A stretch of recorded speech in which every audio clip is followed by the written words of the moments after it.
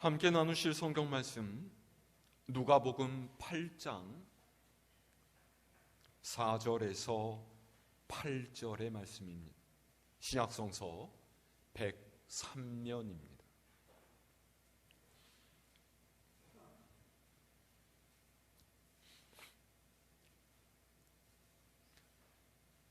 누가복음 8장 4절에서 8절까지 제가 한 절, 여러분이 한 절, 한 절씩 교독합니다. 각 동네 사람들이 예수께로 나와 큰 무리를 이루니 예수께서 비유로 말씀하시되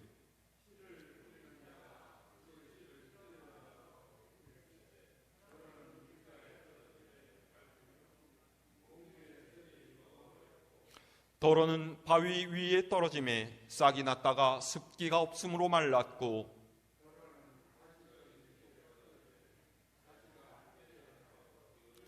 함께합니다. 더러는 좋은 땅에 떨어짐에 나서 100배의 결실을 하였느니라. 이 말씀을 하시고 외치시되 들을 귀 있는 자는 들을지어다. 아멘. 할렐루야.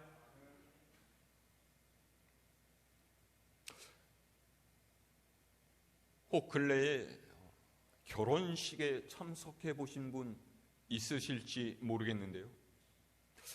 요즘은 결혼식 모습이 예전과는 굉장히 많이 바뀌었습니다. 주례하시는 분이 없는 경우도 있고요. 신랑과 신부가 동시에 입장하는 그런 경우도 있습니다. 제가 어떤 동료 목사님께 들은 이야기인데요. 한 번은 이 목사님이 교인 자녀의 결혼식에 참석을 하게 되었답니다. 그 결혼식은 예배 형태였고요. 다른 연세 많은 노 목사님께서 주례를 맡아서 순서를 진행하셨대요. 그렇게 결혼 예배를 드리다가 이제 주례 말씀도 마치고 축가 순서가 됐습니다. 축가라고 하면은 우리는 보통 그 신랑 신부를 앞에다 세워놓고서 지인들이 등장해서 신랑 신부를 바라보면서 축하와 격려의 노래를 불러주는 뭐 그런 모습을 생각하지 않습니까?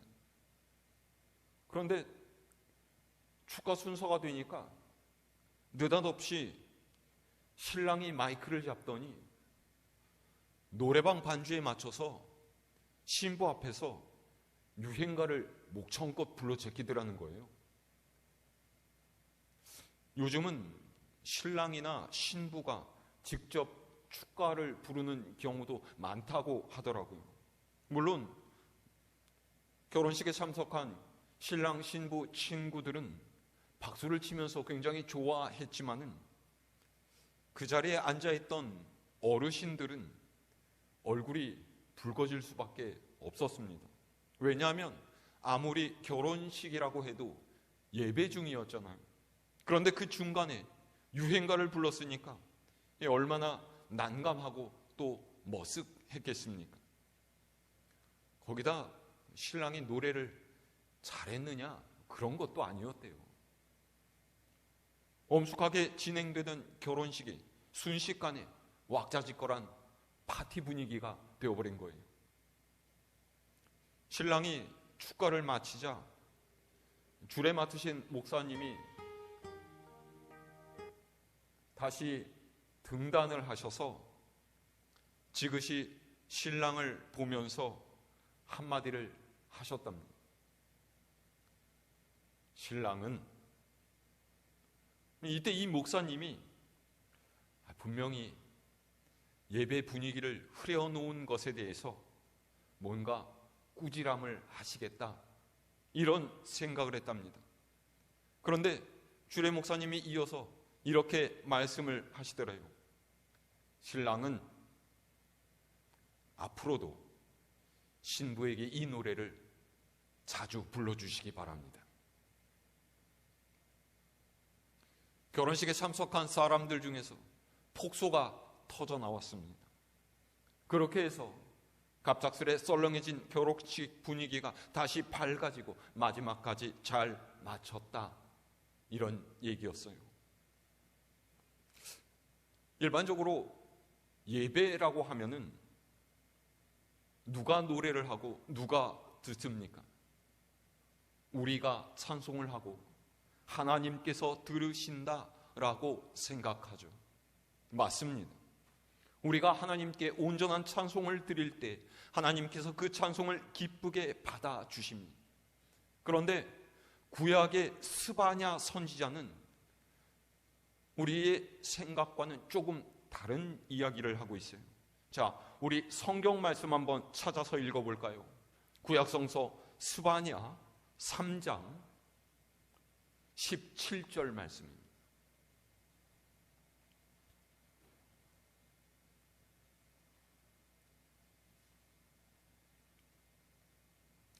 스바냐 3장 17절 말씀. 자, 우리 함께 읽어볼까요? 시작. 너희 하나님 여호와가 너희 가운데에 계시니 그는 구원을 베푸실 전능자이시라. 그가 너로 말미암아 기쁨을 이기지 못하시며 너를 잠잠히 사랑하시며 너로 말미암아 즐거이 부르며 기뻐하시리라 하리라. 아멘.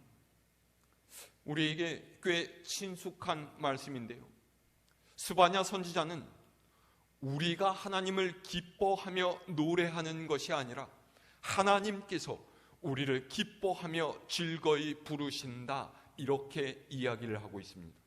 그러니까 즐겁게 노래하는 분은 하나님이시고 그 노래를 듣고 있는 이는 하나님의 백성입니다. 기쁨을 주는 이는 하나님을 섬기는 이들이고 기쁨을 이기지 못하시는 분은 하나님이세요. 여러분, 혹시 예배하면서 이런 경험 하신 적이 있습니까? 하나님께서 기뻐 부르시는 노래를 들으신 적 있으십니까? 물론 우리가 기쁨으로 하나님을 찬양해야 하지만은 우리를 기뻐하시는 하나님의 노래를 듣기 위해서 귀를 기울여야 할 때도 있습니다. 하나님과의 관계에서 보통 우리는 듣는 것보다 말하는 것에 더 익숙한 사람들입니다.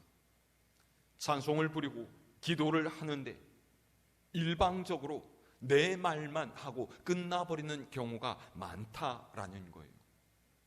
찬송을 부를 때 하나님께서 기뻐하실 찬송을 생각하기보다는 내가 좋아하는 찬송만을 골라서 부릅니다.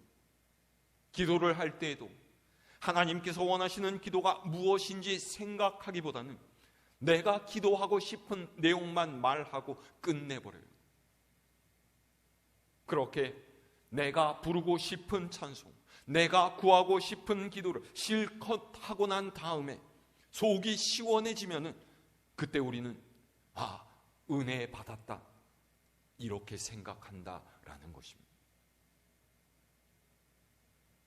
이렇게 우리는 말하는 것에는 익숙하지만은 듣는 것에는 별로 익숙하지가 않습니다. 특별히 설교 시간 되면 어떻습니까? 가장 집중해서 하나님 말씀을 들어야 할 시간인데요, 눈동자가 이쪽 저쪽으로 굴러다니고 마음이 딴 곳에 있는 경우가 훨씬 더 많습니다. 예배 후에 해야 할 일을 생각하고 교회를 나와서 가야 할 곳과 만나야 할 이들을 생각하고 심지어는 오늘 저녁밥을 뭐 해서 먹어야 되나, 이렇게 생각해요. 집중하지 못하는 유치원생도 아닌데 우리 모두는 이렇게 듣는 것이 힘든 사람들이다라는 것이죠. 오늘 우리가 읽은 말씀은 씨 뿌리는 자의 비유로 유명한 말씀입니다. 여기서 우리는 듣는 귀를 가진 것에 대한 중요성을 배울 수가 있어요. 자, 우리 오늘 말씀 다시 함께 읽어볼까요? 누가복음 8장 4절에서 8절의 말씀, 우리 한 목소리로 함께 읽습니다. 시작. 각 동네 사람들이 예수께로 나와 큰 무리를 이루니 예수께서 비유로 말씀하시되 씨를 뿌리는 자가 그 씨를 뿌리러 나가서 뿌릴새 덜어는 길가에 떨어짐에 밟히며 공중의 새들이 먹어버렸고 덜어는 바위 위에 떨어짐에 싹이 났다가 습기가 없으므로 말랐고 덜어는 가시떨기 속에 떨어짐에 가시가 함께 자라서 기운을 막았고 덜어는 좋은 땅에 떨어짐에 나서 100배의 결실을 하였느니라. 이 말씀을 하시고 외치시되 들을 귀 있는 사람은 들을지어다. 아멘. 오늘 말씀을 보면은 씨를 뿌리는 사람은 같은 사람이고요, 뿌리는 씨도 똑같은 씨입니다. 차이는 어디에 있습니까? 그 씨가 떨어진 곳이 각각 다르다라는 것이죠.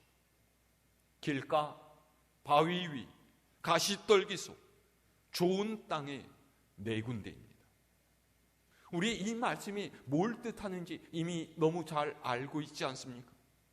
씨는 하나님의 말씀이고 씨가 떨어진 네 군데 장소는 듣는 사람의 마음 상태입니다. 그러니까 길가와 같은 마음이 있고 바위와 같은 마음이 있고 가시떨기 속 같은 그런 마음이 있다라는 것이죠.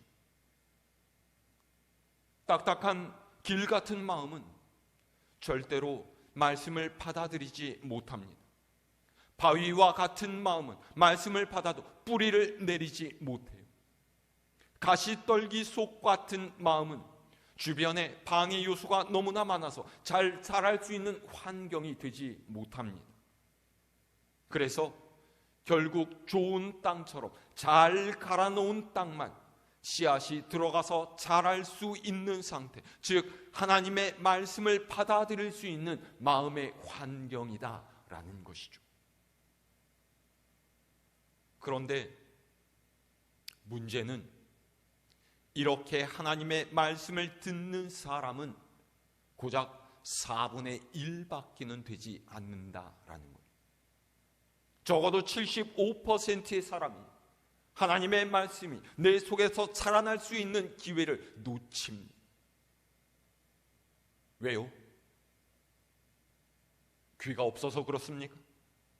귀가 어두워서 잘 들리지 않기 때문이에요? 아닙니다. 듣기는 들어도 흔히 우리가 말하듯이 한쪽 귀로 듣고서 다른 쪽 귀로 흘려내기 때문입니다. 다시 말해서 이 말은요, 처음부터 들으려고 노력하지 않았다라는 것이죠. 들어야 하겠다라는 명확한 목적 의식을 갖고서 듣는 것과 아무런 생각 없이 그저 들리는 대로 듣는 것은 엄청난 차이가 있다라는 말이에요. 아주 쉬운 예를 들어볼까요? 여러분의 삶에 어떤 문제가 생겼습니다. 건강의 악화일 수도 있고요, 경제적인 문제일 수도 있고요, 인간관계의 문제 때문에 법정에 서야만 하는 그런 문제일 수도 있어요. 그럼 우리가 어떻게 합니까?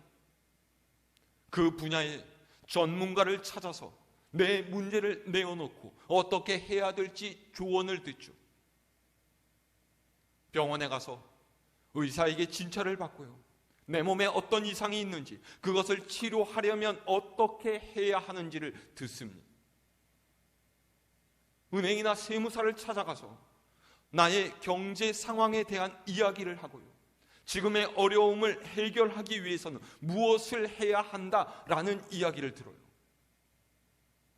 변호사를 찾아가서 이 문제를 어떻게 풀어야 하고 어떤 증거 자료를 제출해야 되고 어떻게 증언해야 하는지를 듣죠. 그런데 그럴 때 여러분 어떤 태도를 취하시겠습니까? 너는 얘기해라. 나는 내 할 일 하련다. 뭐 이런 식으로 듣겠습니까? 전문가 앞에 앉아서 딴 생각을 하면서 듣게 되면 듣고 말게 되면 말지 뭐 이런 식으로 듣겠습니까? 그럴 사람은 아무도 없을 거예요. 여러분, 하나님의 말씀을 들을 때도 이와 같아야 됩니다. 하나님의 말씀은 세상의 문제보다 더 중요한 영혼의 문제에 관한 거예요.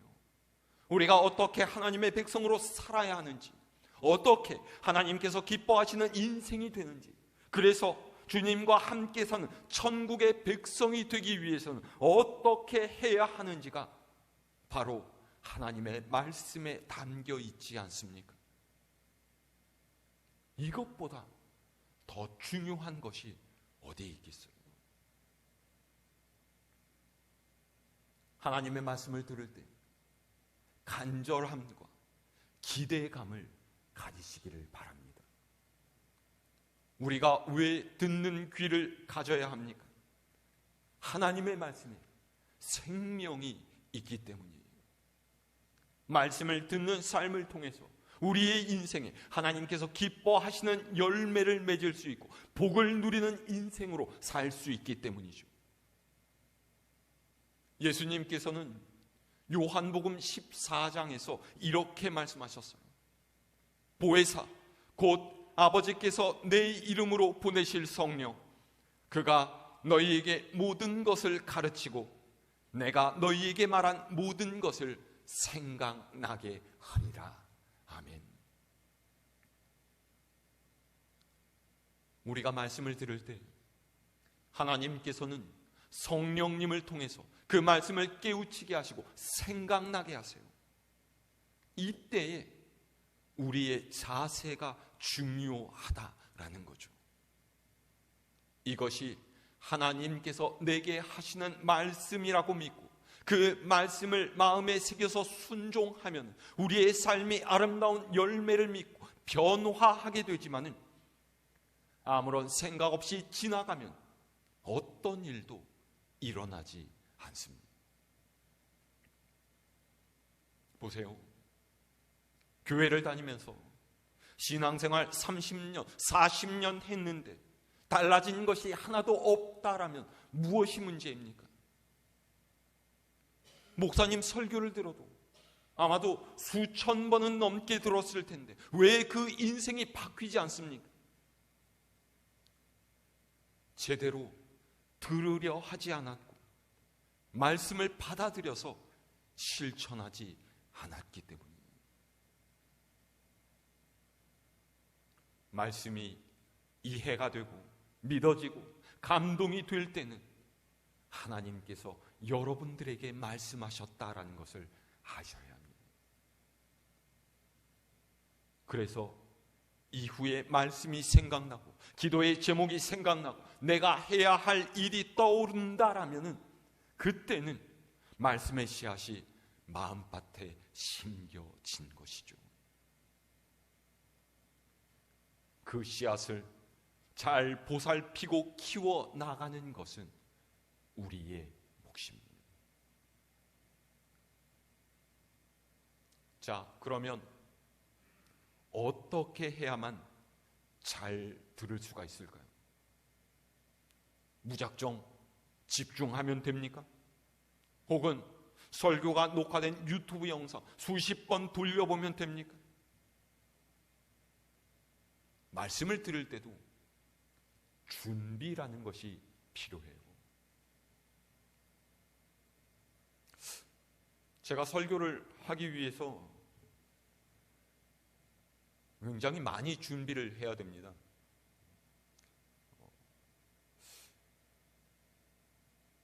타고난 설교가가 아닌 저 같은 이렇게 좀 부족한 사람은 특별히 훨씬 더 준비를 많이 해야 되죠.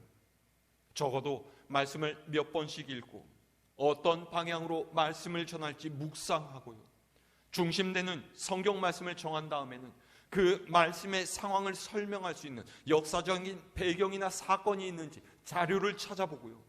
말씀의 주제를 잘 드러낼 수 있는 재미있는 이야기나 예화가 있는지도 살펴보고, 되도록 이해하기 쉬운 단어를 써서 설교 원고를 써가고, 원고를 다 쓴 후에는 다시 읽어보면서 뭔가 틀린 곳은 없는지, 잘못 쓴 것은 없는지 바꾸고 고치는 일을 합니다. 그런데 이렇게 말씀을 전하는 이만 준비해야 하는 것이 아닙니다. 듣는 사람도 준비해야 돼요. 예배를 드리기 전에요, 미리 자리에 앉아서 기도하라는 이유가 무엇이겠습니까? 여러분, 하나님 만날 준비를 하라는 거예요.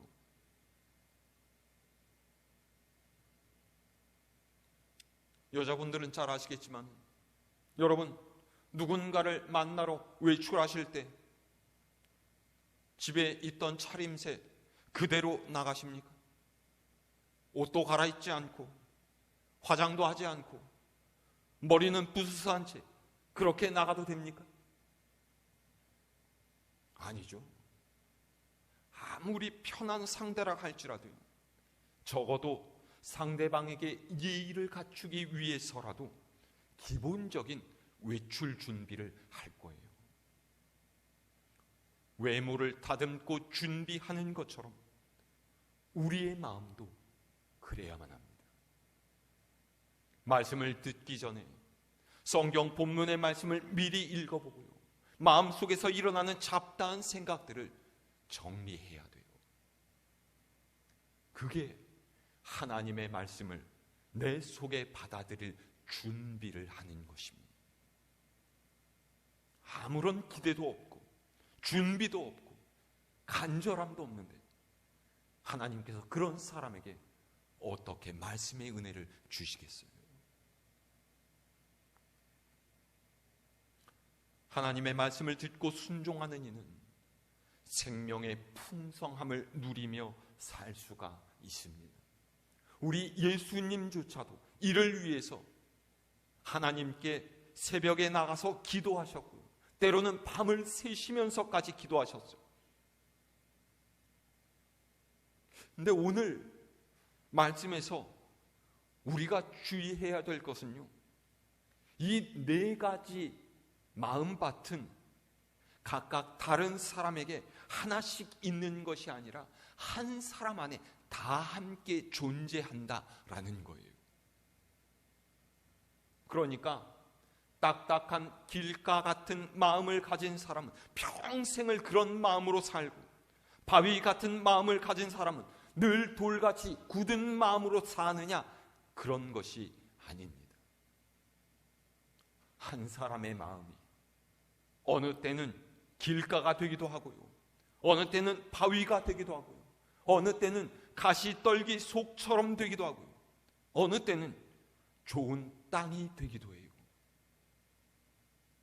무슨 말입니까? 우리의 마음은 매우 변덕스러워서 시시때때로 바뀌고요, 그래서 하나님의 말씀이 믿어지고 순종해야 되겠다 마음먹어질 때도 있지만, 또 어떤 때는 길가와 같은 마음이 들어서 아무것도 귀에 들어오지 않고 들었어도 금방금방 잊어버리고 마는 때가 있다라는 것이죠. 그래서 우리의 마음이 거칠어지지 않도록, 자갈과 돌멩이가 굴러다니지 않도록, 가시덤불 자라지 않도록 늘 신경을 써서 좋은 상태를 유지해 갈 수 있어야 됩니다. 어떻게 그렇게 하죠? 말씀을 듣고 묵상하기를 쉬지 않고 늘 기도에 힘쓰면서 하나님의 뜻을 묻고 구하는 매일의 훈련이 우리를 주님께서 기뻐하시는 좋은 땅과 같은 마음의 사람으로 만들어가는 줄로 믿습니다. 하나님의 음성을 듣는 귀를 가지시기를 바랍니다.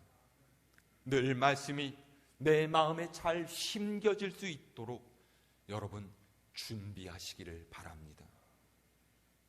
남이 대신 해줄 수 있는 것도 아니고요, 누구에게 부탁할 수 있는 것도 아니에요. 어쩌다가 재수 좋으면 걸리고 아니면 많은 그런 문제가 아니에요. 예수님께서는 들을 귀가 있는 사람은 들으라 말씀하셨지만, 만약에 듣지 못하고 깨닫지 못하고 실천하지 못한다라면 우리는 구원의 대열에서 밀려날 수밖에 없습니다. 오늘 말씀을 기억하면서 들은 말씀대로 살아가는 여러분 되시기를 바랍니다. 세상 가운데서 하나님께서 내게 무엇을 원하시든지 깨달아 하나님의 귀한 나라를 이 땅에 확장시켜가는 아름다운 주님의 일꾼으로 살아가는 여러분 모두가 될 수 있기를 우리 주님의 이름으로 축원합니다.